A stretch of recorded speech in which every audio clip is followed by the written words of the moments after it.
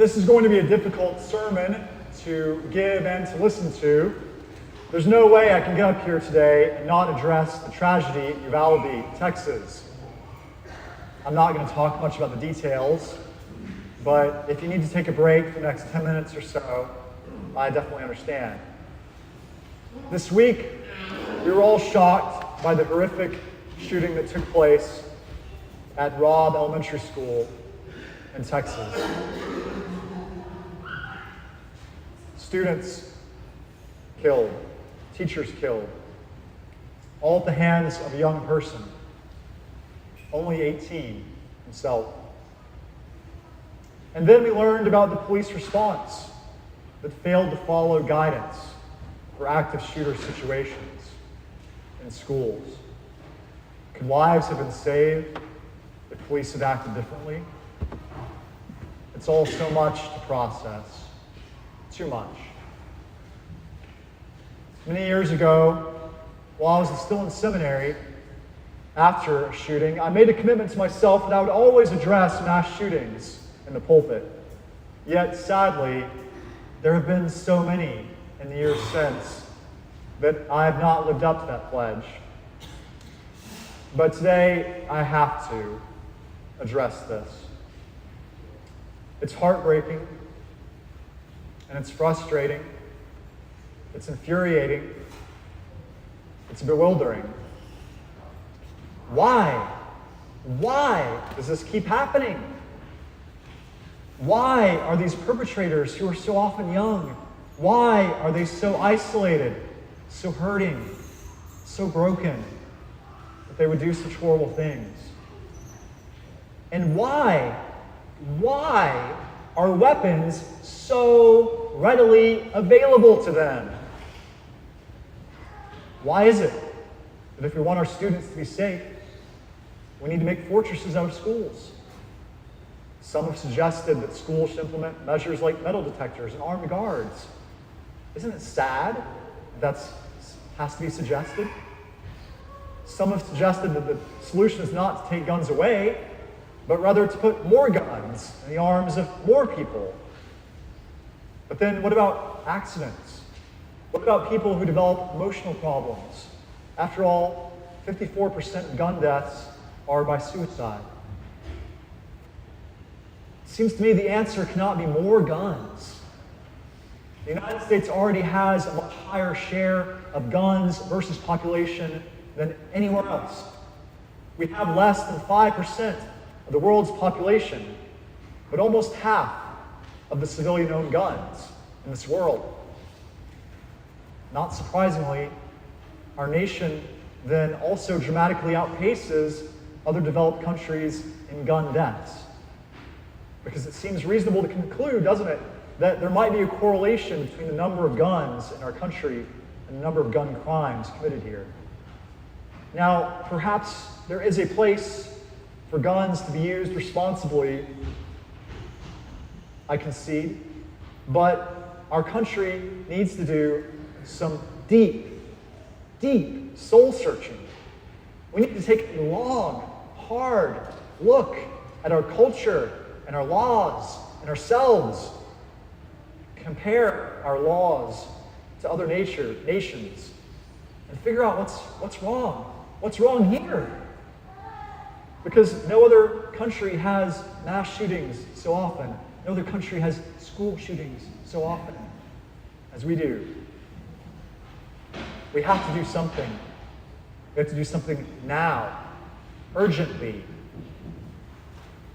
Our Episcopal Church has been on record since the 70s supporting legislation that would reduce the risk of gun violence, or at least we would hope so.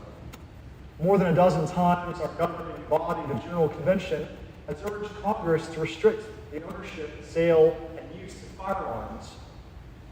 Our diocesan bishop, Bishop Stokes, the Bishop of New Jersey, wrote this week saying, "I encourage all the faithful to reject the violence that is so much a part of our nation's DNA. I urge all the faithful to reject the gun idolatry that has elevated manufactured weapons of death above the lives of human beings. I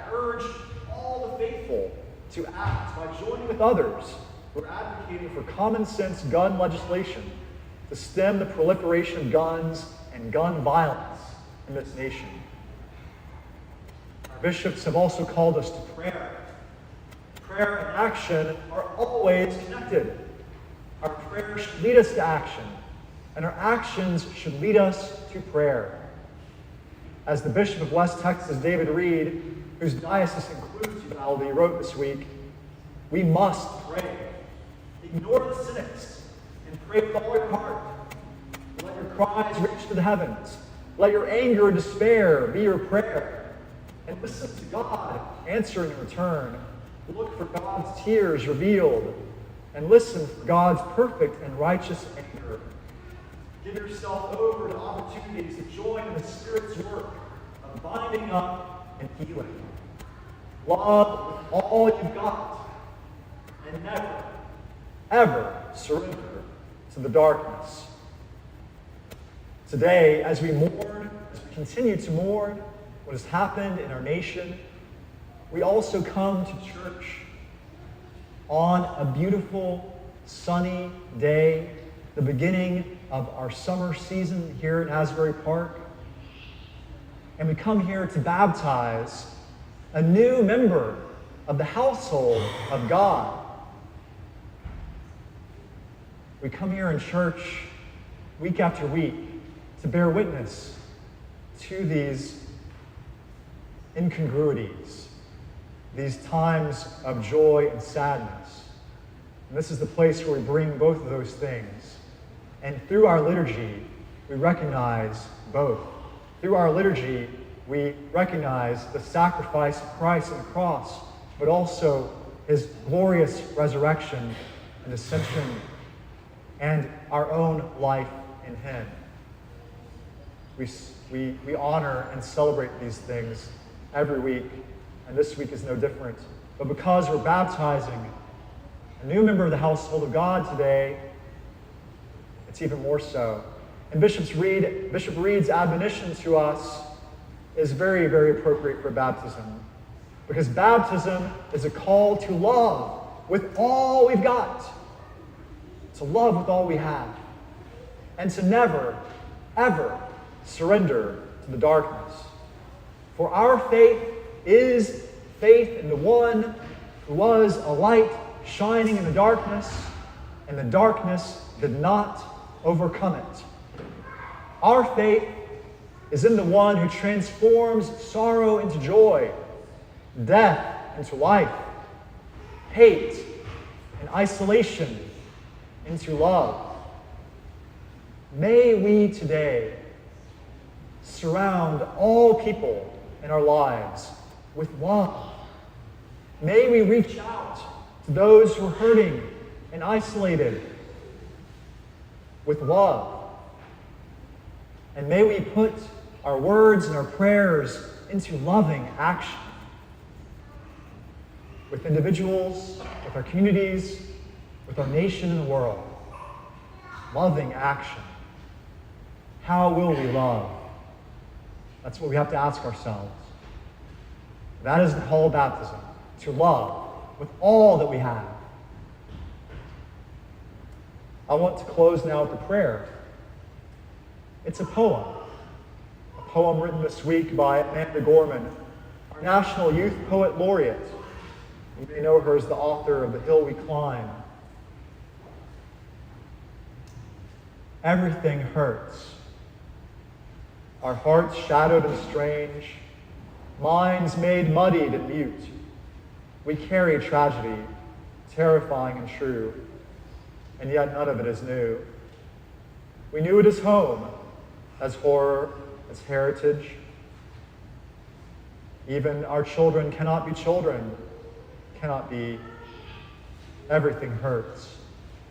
It's a hard time to be alive, and even harder to stay that way. We're burdened to live out these days, while at the same time blessed to live them. This alarm is how we know we must be altered, that we must differ or die, that we must triumph or try. Thus, while hate cannot be terminated, it can be transformed. into a love that lets us live. May we not just grieve, but give. May we not just ache, but act. May our signed right to bear arms never blind our sight from shared harm. May we choose our children over chaos. May another innocent never be lost. Maybe everything hurts, our hearts shadowed and strange, but only when everything hurts, may everything change. And that is what we preach in this church. That is the cross of Christ, transformed into the empty tomb, into his glorious resurrection.